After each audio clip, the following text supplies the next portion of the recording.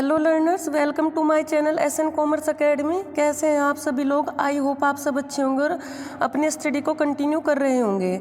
आज की वीडियो में हम मैनेजमेंट के एक नई टॉपिक डिसीजन मेकिंग के साथ शुरुआत करेंगे। इस वीडियो में हम डिसीजन मेकिंग का मीनिंग, फीचर्स और डिसीजन मेकिंग की प्रोसेस को कवर करेंगे। लास्ट वीडियो में हमने जो टॉपिक कवर किए थे वो है मीनिंग ऑफ मैनेजमेंट का मीनिंग हमने कवर किया था, उसके फीचर्स, प्रिंसिपल, मैनेजमेंट की प्रोसेस, मैनेजमेंट के 5 फंक्शंस, प्लानिंग का meaning, features, components, principle of planning, types of planning और प्रोसेस ऑफ प्लानिंग। इन सभी टॉपिक्स को हमने लास्ट वीडियोज़ में कवर कर लिया था। अगर आपने वो वीडियो अभी तक नहीं देखी तो पहले एक बार उन्हें देख लीजिए।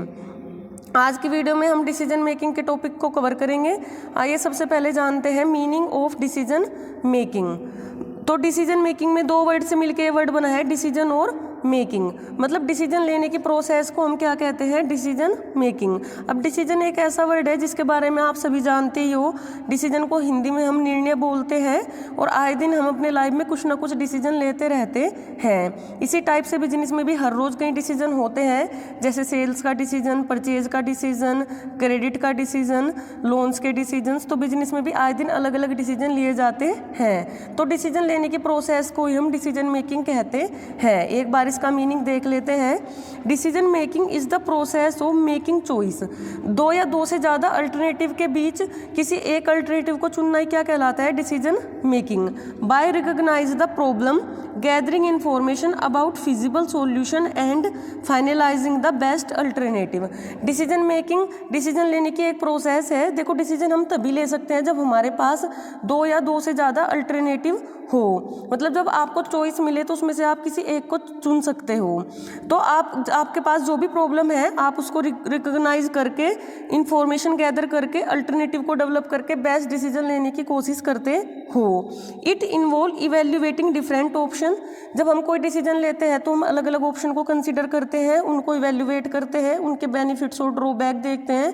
उसके बाद हम बेस्ट डिसीजन लेने की कोशिश करते हैं। फॉर एग्जाम्पल, आपको ग्रेजुएशन के बाद मास्टर्स के लिए मान लो आपको MBA करना है और आपको एडमिशन लेना है, तो आप अलग अलग ऑप्शन देखोगे, अलग अलग यूनिवर्सिटी देखोगे, उनकी फीस देखोगे और फिर उससे रिलेवेंट आपको जो आपके लिए बेस्ट लगेगा आप उस कॉलेज में एडमिशन लोगे। तो आपने डिफरेंट अल्टरनेटिव डेवलप किए, इनको वैल्यूएट किया कि किस यूनिवर्सिटी के प्लेसमेंट कैसे है, फीस स्ट्रक्चर कैसा है, वहाँ पर हॉस्टल्स कैसे हैं, और उसके बाद आपको जो अपने अकॉर्डिंग बेस्ट लगा आपने वो डिसीजन लिया।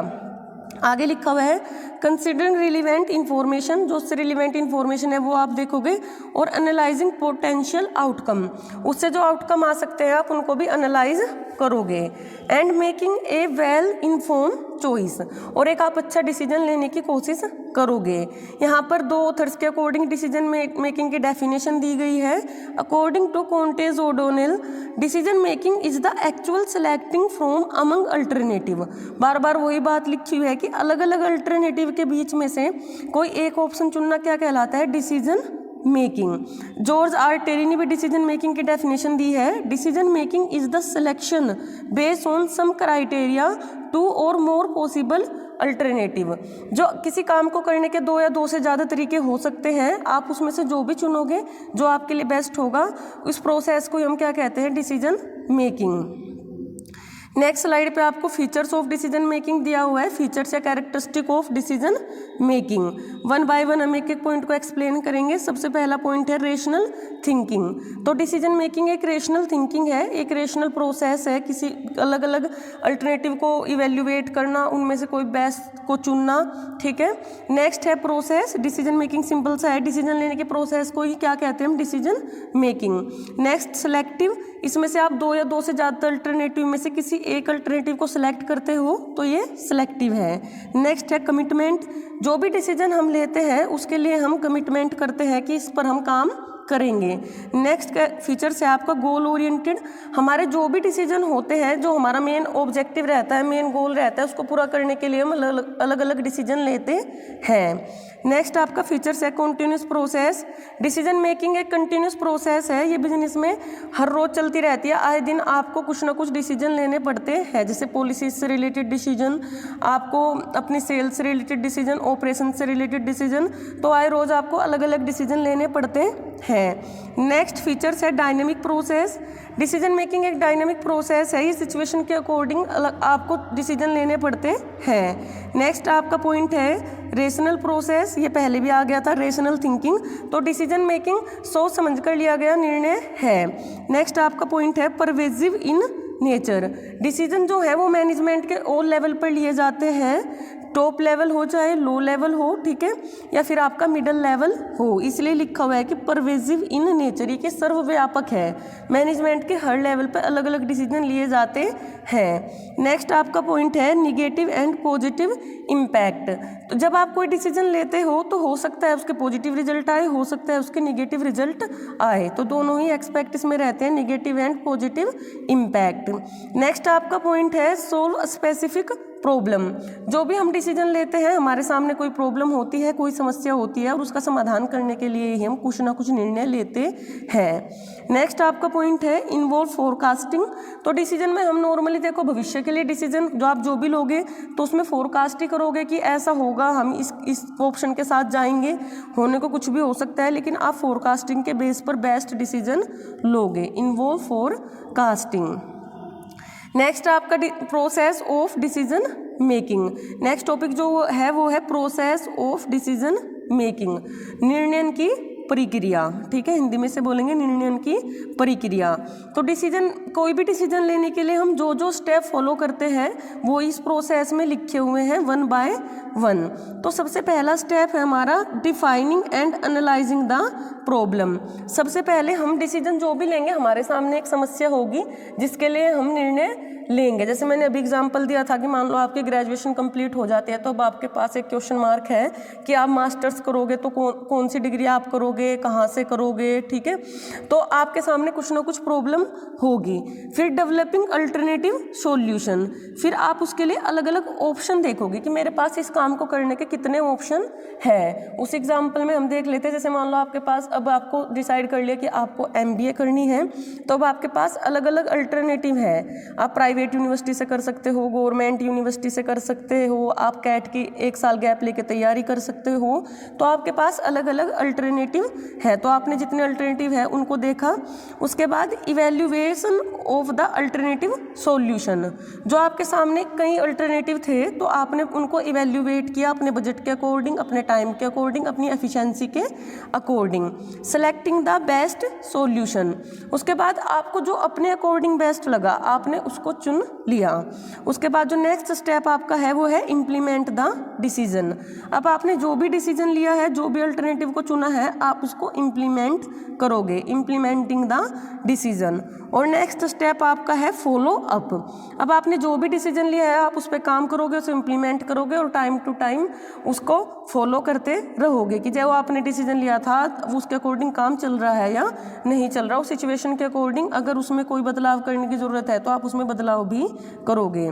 तो ये आपका प्रोसेस ऑफ डिसीजन मेकिंग का चार्ट है। आगे इन्हीं स्टेप्स को डिटेल में एक्सप्लेन किया हुआ है।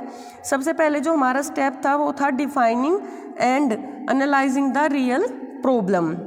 तो defining and analysing the real problem आप समझ ही चुके हो इसके बारे में कि आप अपनी प्रॉब्लम देखोगे सबसे पहले कि क्या प्रॉब्लम है जिसको लेकर हमें डिसीजन लेना है। The manager should first find out is the real problem. सबसे पहले मैनेजर प्रॉब्लम के बारे में देखेगा।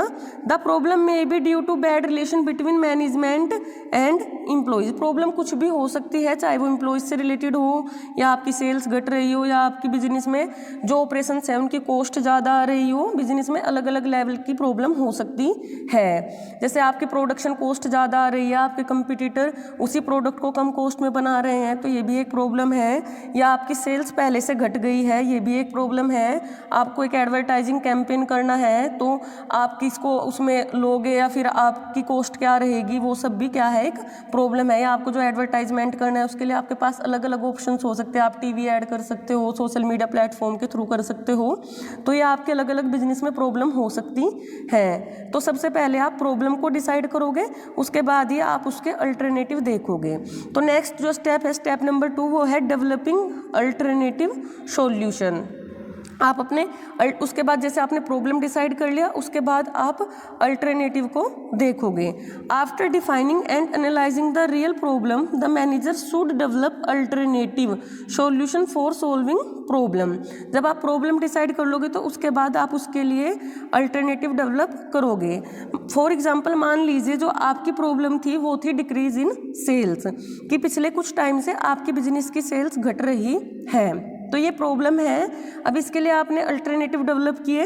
आपके पास एक ऑप्शन है कि आप अपना सेल्स फोर्स बढ़ा दीजिए, आप अपने जो आपके सेल्समैन हैं उनकी संख्या को बढ़ा दीजिए और अपनी सेल्स को बढ़ाने की कोशिश कीजिए। अब आपके पास दूसरा अल्टरनेटिव है कि आप अपने प्रोडक्ट की क्वालिटी इंप्रूव कर दीजिए। तीसरा अल्टरनेटिव आपके पास हो सकता है कि आप अपने प्रोडक्ट के प्राइस कम कर दीजिए। चौथा अल्टरनेटिव हो सकता है कि आप अपने एडवर्टाइजिंग का बजट बढ़ा दीजिए, अगर ज़्यादा एडवर्टाइज करोगे तो सेल्स बढ़ेगी, ठीक है। तो आपके पास ये अलग अलग अल्टरनेटिव इस प्रॉब्लम के हो सकते हैं। तो जो आपका सेकंड स्टेप था वो था डेवलपिंग अल्टरनेटिव सॉल्यूशन। नेक्स्ट आपका स्टेप है इवेल्युएटिंग द अल्टरनेटिव सॉल्यूशन। तो हमने जो भी अलग अलग अल्टरनेटिव देखे, फिर हम इनको इवेल्युएट करेंगे। हम देखेंगे अगर हम इस ऑप्शंस के साथ काम करते हैं तो हमें इससे कितने बेनिफिट हो सकते हैं, इसमें हमारी कितनी कॉस्ट आएगी, कितना टाइम लगेगा। तो हम अलग अलग अल्टरनेटिव को इवेल्युएट करेंगे। The manager should carefully evaluate the merits and demerits of the each alternative. हर एक ऑप्शन के आप मेरिट्स और डीमेरिट्स को देखोगे। नेक्स्ट जो आपका स्टेप है वो है सिलेक्टिंग द बेस्ट सॉल्यूशन। तो जैसे आपके पास कई अल्टरनेटिव थे, एडवर्टाइज करा सकते हो, कॉस्ट कम कर सकते हो, प्रोडक्ट की सेल्स फोर्स बढ़ा सकते हो, तो उसके बाद आपको जो अपने लिए बेस्ट लगेगा आप उसको सिलेक्ट करोगे। Selecting the best solution. तो after evaluating all solution the manager should select the best solution. सबको इवेल्युएट करने के बाद मैनेजर बेस्ट सॉल्यूशन को सिलेक्ट करेगा which is accepted by the employees. आप ऐसा सॉल्यूशन देखोगे जो आपके एम्प्लॉइज, आपके कलीग्स के द्वारा भी एक्सेप्ट किया जाए। नेक्स्ट आपका स्टेप है इम्प्लीमेंटिंग द डिसीजन। अब आपने जो भी डिसीजन लिया है आप उसको इम्प्लीमेंट करोगे। फॉर एग्जांपल आपने डिसीजन लिया है कि सेल्स बढ़ाने के लिए आप अपने प्रोडक्ट की एडवर्टाइजिंग का बजट बढ़ा दोगे। आप सोशल मीडिया के थ्रू भी एड्स करोगे, आप बैनर्स होर्डिंग्स भी लगवाओगे, तो इससे पब्लिक के अंदर आपके प्रोडक्ट की अवेयरनेस बढ़ेगी और आपकी प्रोडक्ट की सेल्स भी बढ़ेगी। तो ये आपका एक डिसीजन हो गया। अब आप इसे इम्प्लीमेंट करोगे, उस पर एक्चुअल में काम करोगे। After making the decision the manager should implement it. He should put the decision into action. तो इस स्टेप में हमने डिसीजन लिया है उसे हम एक्शन में लेके आएंगे। He should communicate the decision to the employees. वो अपने डिसीजन, जो भी मैनेजर ने डिसीजन लिया है वो इसे किसके साथ कम्युनिकेट करेगा, अपने एम्प्लॉइज के साथ कम्युनिकेट करेगा, क्योंकि उस डिसीजन पर काम तो एम्प्लॉइज को ही करना है। This can be done by involving them in decision making process. तो आप जो आपके जो एम्प्लॉइज़ हैं आप उनको डिसीजन मेकिंग प्रोसेस में भी इन्वॉल्व कर सकते हो ताकि आप उनके आइडियाज़ को भी देख सको। नेक्स्ट जो आपका लास्ट स्टेप है डिसीजन मेकिंग प्रोसेस का वो है फॉलो अप। तो आपने जो भी डिसीजन लिया है उसे आप फॉलो करते रहोगे। After implementing the decision the manager must do follow up. He must get the feedback about the decision. जो भी डिसीजन हमने लिया है हम उसके बारे में फीडबैक लेते रहेंगे कि उसके ऊपर काम कैसे चल रहा है। He should find out whether the decision was effective और नॉट। हमें देखते रहना पड़ेगा कि जो हमने डिसीजन लिया था वो इफेक्टिव हो भी रहा है या नहीं हो रहा है। मान लो आपने एडवर्टाइजिंग का बजट बढ़ा दिया, आपने ज़्यादा एडवर्टाइज अपने प्रोडक्ट के करने स्टार्ट कर दिए, तो आप देखोगे कि इससे सेल्स पे कुछ फर्क पड़ भी रहा है या नहीं पड़ रहा। अगर लग रहा है कि ये इंप्लीमेंट नहीं हो पा रहा तो आप कोई दूसरा डिसीजन लेके भी कंटिन्यू कर सकते हो। This is done by comparing the decision with the action and finding out deviation. आप डिफरेंस ढूंढने की कोशिश करोगे। तो ये आपकी प्रोसेस थी डिसीजन मेकिंग की। इसी के साथ ये टॉपिक यहीं पे हम पूरा करते हैं। नेक्स्ट वीडियो में इससे अलग और भी पॉइंट्स आएंगे। अगर आपको वीडियो अच्छी लगी हो और इससे आपको थोड़ा भी बेनिफिट मिला हो तो please like and subscribe. Thank you.